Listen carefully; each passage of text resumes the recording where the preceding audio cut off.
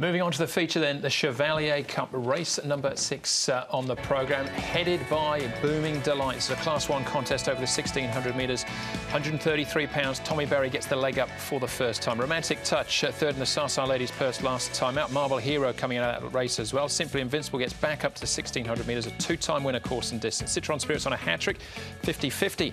Goes up in class, up in trip. Exultant was an eye-catching debut. And working down to People's Knights. John Moore's got the top weight. He's got the bottom weight as well.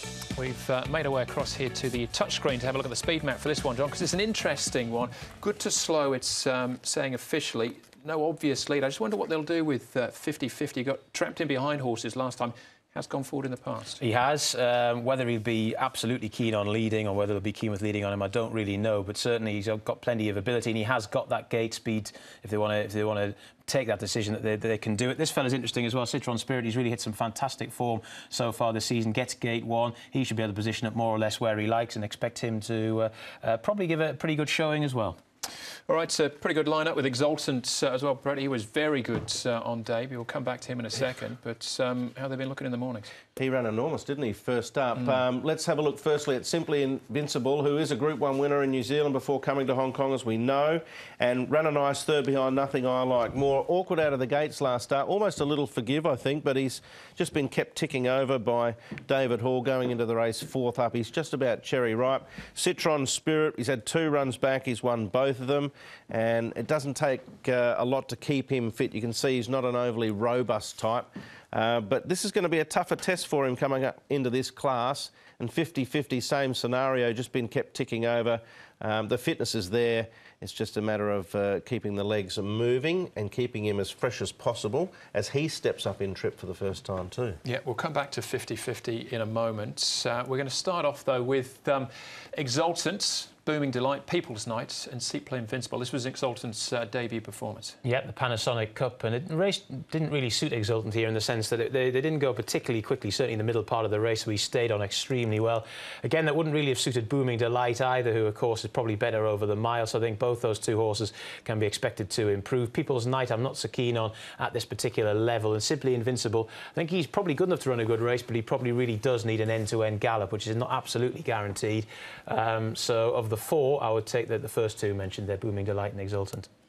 Booming Delight's one that interests me for sure, and Exultant too. I thought that was a blinder first up. All right. Well, those are certainly 2 to take out of that one. Romantic Touch is coming out of the ladies' purse.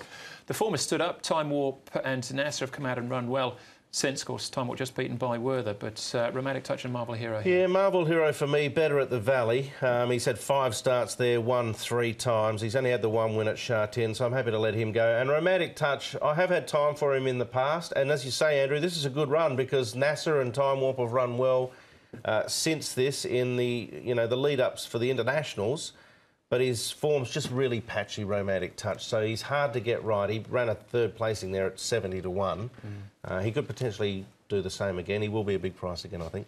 He had gate 1 on that occasion as well. He's going to be slightly more awkwardly drawn here, so I think he can still go well. It wouldn't be a huge surprise to see him run well, but I've others preferred. All right, OK. What about Citron Spirit? We can't really knock him at all in his last 2 performances. 2 really good wins. This one, they went up from the 14 to the 1,600 metres, stays at that trip. Yeah, he's always been the absolute model of consistency, this horse, at the lower level. And he seems to be able to make the step up to Class 2, no bother at all here in those 2 victories. And wouldn't be surprised if here in Class 1 for the first time, with a good run as well from Gate 1, if he can still make his presence felt. He's certainly a nicely improving horse, and I give him a chance. I don't want to knock him because he has been terrific with 2 starts for 2 wins, but he only just got in there. So I think coming up into Class 1, it's going to be a little tougher for him. And Eastern Express, I'm not sure whether he's come back the best horse, the horse that he was. He has won another trial since that performance. He's worth another chance because he's generally pretty honest. All right, OK, one more to take in then. That's 50-50. Karis Teeton set out the last couple of meetings, but reunited, I'm sure, with one of his favourite horses. Karis, 50-50, up in distance, up in class. What are your thoughts with him for Sunday? Yeah, he's an improving horse from the beginning of the season. Of course, every time he runs, he keeps on getting stronger horses and going up class. And even this time, he takes a step up in class and in distance. I don't think either of them have a problem because he actually going to the race with a really nice weight and he's come on very well from the last run. So he's looking good towards going towards the race. What did you think of that last run? Was it a matter of just a bit of bad luck? Yes, you know, that 1400, of course he had a good gate and you know, he came out pretty good, but he couldn't be in a more handier position because there was too many fast horses around him. So I had to take a seat and, you know, got stuck on a rail. Of course, in a straight when he was getting going, there was a few of them that were stopping in front of me, and he did get a clear run, but towards the end, and he fly home pretty late. So he's done everything right, and he's on the right road. So we just hope he goes to races and do his best again. Yeah, he got going late there and almost still got there. It looks like Karras has put his time off to good use then. Well, obviously a little bit of growth there, isn't there? But yeah, I think this horse has got a very, very good chance, and he's encountered one or two problems in running of late, but he's still almost overcome them. So yeah, he's definitely one for the shortlist. Yep, as Paul's highlighted, it's no fluke that he's performing so well. He had outstanding form in New Zealand before coming, and I'm going to tip him on top. I think 50-50 is clearly the horse to beat. I've got Booming Delight in as the danger with Exultant, and then I was flipping Jolly Jolly or Citron Spirit. I'm just going to throw Jolly Jolly in off this very lightweight first time in the grade because I think he could potentially roll forward and take the lead. He's tactically versatile and he's quite an underrated horse who's very honest. So 7-1-8-9. I'm not against Citron Spirit. I just couldn't find a spot for him.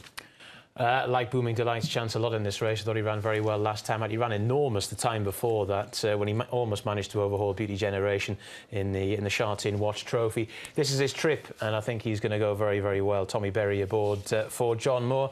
50-50 in there for second has done precious little wrong. Exultant is definitely improving, and Citron Spirit goes in there as well.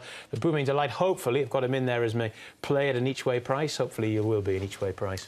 Yeah, I've got the same numbers as you, John. In actual fact, slightly different order, but yeah, we're working around the same sort of numbers there. Right, that was the feature, the Chevalier Cup. Quick break for us. We're back to the Flying Five, race number 7, right after this.